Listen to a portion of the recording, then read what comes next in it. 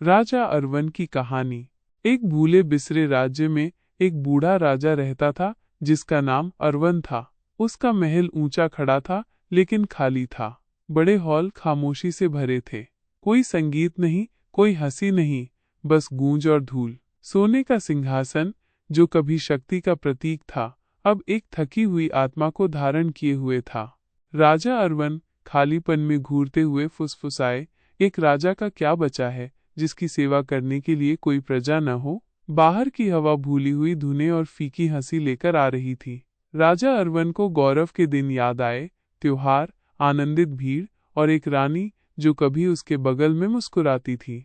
लेकिन युद्धों, हानियों और समय ने यह सब छीन लिया था। अब तो पक्षी भी महल से दूर रहते थे। वो खाली कमरों में घूमता रहा, टूटे हुए खिलौनों और धूल से ढके चित्रों को छूता रहा। अपनी शाही लाइब्रेरी के गहरे अंदर पुराने स्क्रॉल के नीचे छिपा हुआ उसे एक पत्र मिला।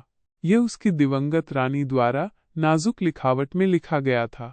अगर एक दिन तुम्हारा दिल खाली महसूस करे तो अपने सपनों में संगीत का अनुसरण करना। जैसे ही वो सोया, उसने एक जंगल देखा जो चांदनी से चमक रहा था। एक युवा लड़की एक धारा के पास बैठी एक लोरी गा रही थी। उसकी आवाज परिचित लगी, गरम, रानी जैसी। और उसके पीछे एक युवा लड़का लकड़ी की बांसुरी बजा रहा था। राजा अरवन ने फुसफुसाया, मेरे बेटे, क्या वह तुम हो? भूले हुए जंगल में। अगली सुबह अपने सपने से निर्देशित होकर राजा पास के जंगल में चला गया। उसका शाही लबादा पत्तों और शाखाओं से घिसटता रहा। उसके पुराने पैर कांप रहे थे, लेकिन उसका दिल जवान महसूस कर रहा था। वही लोरी पेड़ों में गूंज रही थी, धीमी, जादुई। वो उसके पीछे गहराई में चला गया, भूले हुए रास्तों और खामोश जानवरों से आगे। पेड़ों में छिपा सच। वहां एक प्राचीन ओक के नीचे उसने कुछ देखा, एक पेड़ के बगल में रखी एक छोटी बांसुरी।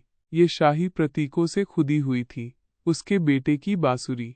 उसके बगल में एक छोटी कब्र थी। उसका बेटा उसे खोजने के लिए लौटा था, लेकिन राजा को कभी पता नहीं चला। एक आंसू बांसुरी पर गिरा जैसे ही वो उसके बगल में घुटनों के बल बैठा। राजा का गीत। कांपते हाथों से उसने बांसुरी उठाई। पहले तो कोई आवाज नहीं आई, फिर संगीत, लड़खड़ाती टूटी हुई धुनें, लेकिन भावनाओं से भरी। जंगल ने सुना, आकाश सुनहरा हो गया।